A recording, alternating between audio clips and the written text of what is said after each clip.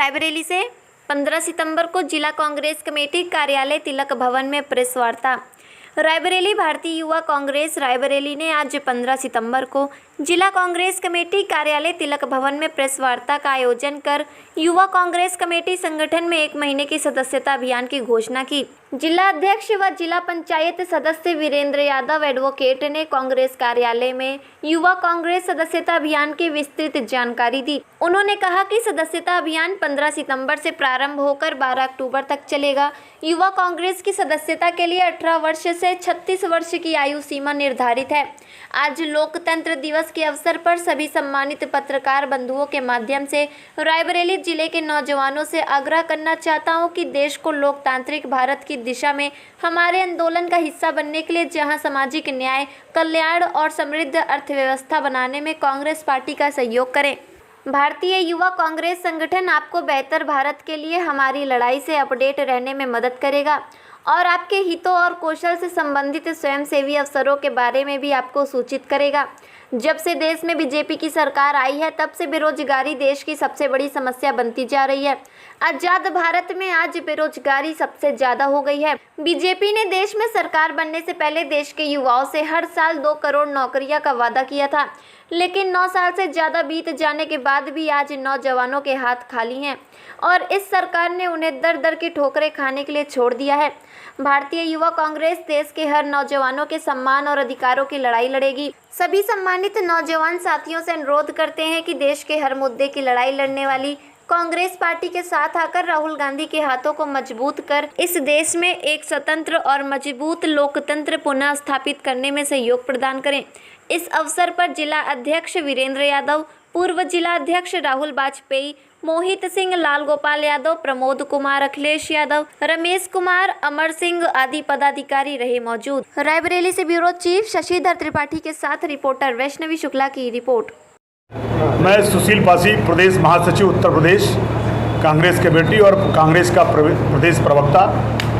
उत्तर प्रदेश में जंगल राज है, लगातार कानून की धज्जियां उड़ाई जा रही हैं और योगी सरकार में जिस तरीके से दलितों और पिछड़ों, किसान और मजदूरों की ज़मीनों पर कब्जा किया जा रहा है और उनकी हत्या की जा रही है और लगातार से इस सरकार जो है संरक्षण दे रही है दबंगों का। जनपद कौशाम्बी में मोहिद्दीनपुर गांव में जिस तरह से सोते हुए 3 दलितों की गोली मारकर हत्या कर दी गई, जिसमें एक महिला गर्भवती है।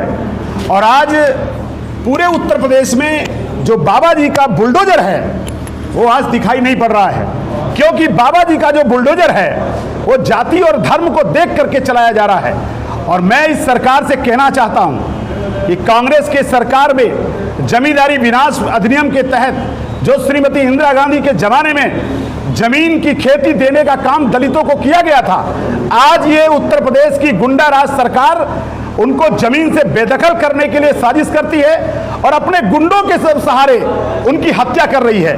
कौशाम्बी की घटना जितनी दर्दनाक है कि पूरे उत्तर प्रदेश का दलित जिस तरीके से अनुसूचित जात के उपजाति पासी बिरादरी के 3 दलितों की गोली मारकर हत्या की गई और सोते वक्त हत्या की गई है, पूरे उत्तर प्रदेश का दलित कांग्रेस के नेतृत्व में सड़कों पर आने के लिए मजबूर होगा। और हम योगी की सरकार से कह देना चाहते हैं, आपका ये ढोंग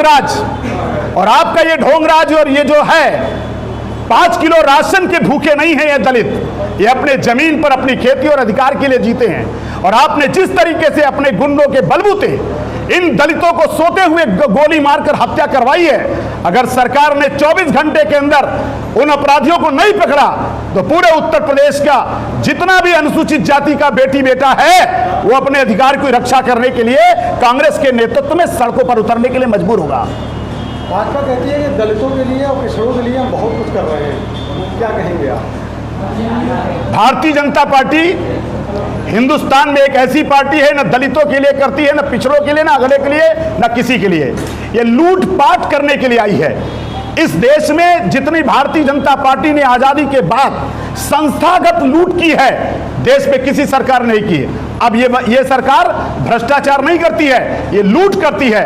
नए प्रकार की डकैती डालती है, सरकारी खजाने की लूट करती है, अपनी फर्जी कंपनियों को बना करके सरकारी पैसे को पहले कंपनियों में देती है और कंपनी के माध्यम से अपने भारतीय जनता पार्टी के नेताओं को ये सरकारी खजाना लुटवाने का काम करती है। ये दलितों और पिछड़ों की छोड़िए, ये न भारत के किसी भी नागरिक पर विश्वास नहीं करते हैं और इनका एक गैंग है और वो भारतीय जनता पार्टी का गैंग है। इसका काम है जमीनों पर कब्जा करना, सरकारी धन की लूट कर लेना, सरकारी जमीनों पर कब्जा कर लेना और गरीब कमजोर को डरा के धमका करके उनको कब्जा कर लेना।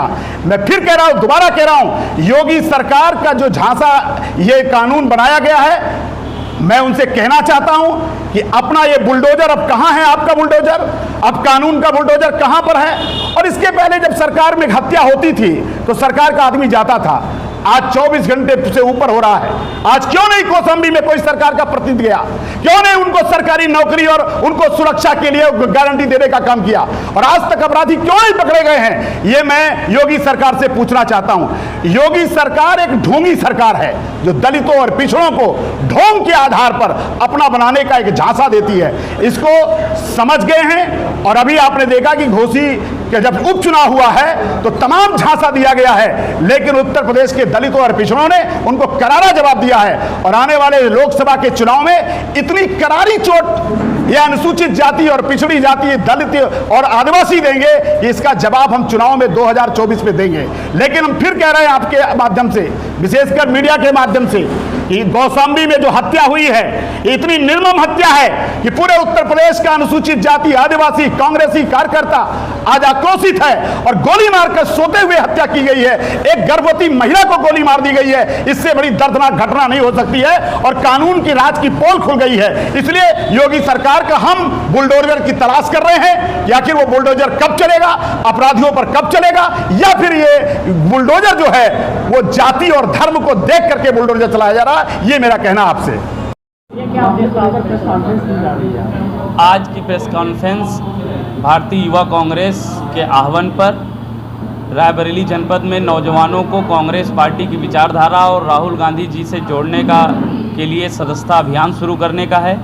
ये सदस्यता अभियान 15 सितंबर से 15 अक्टूबर के तक चलाया जाएगा। इसमें 18 वर्ष की आयु से लेकर 36 वर्ष की आयु तक नौजवानों को कांग्रेस पार्टी से जोड़ने का काम होगा। और क्योंकि आज के समय में सबसे ज़्यादा अगर कोई परेशान है तो वो नौजवान है। इस भाजपा की सरकार ने पिछले 9 साल में अगर किसी के साथ सबसे ज़्यादा शोषण हुआ है तो वो नौजवानों के साथ हुआ है। उनको रोज़गार की जो उनका हक है रोज़गार, वो ये सरकार देने से बच रही है। तो उन्हीं की लड़ाई के लिए, नौजवानों के सम्मान और अधिकार की लड़ाई के लिए युवा कांग्रेस रायबरेली में 1 महीने का सदस्यता अभियान चलाएगी। कितने सदस्यता बनाने? हम सब लोग ब्लॉक स्तर पर जाएंगे और सभी ब्लॉक स्तरों पर चौपाल लगाकर नौजवानों को अपनी विचारधारा और राहुल जी से की बातों को बताते हुए ज़्यादा से ज़्यादा संख्या में लोगों को जोड़कर इस देश को और इस लोकतंत्र को बचाने का काम करेंगे। पार्टी की तरफ से कोई मानक दिया गया? कोई मानक नहीं है। जितना हम ज़्यादा से ज़्यादा नौजवानों को पार्टी से जोड़ पाएंगे वो इस देश के लिए अच्छा होगा।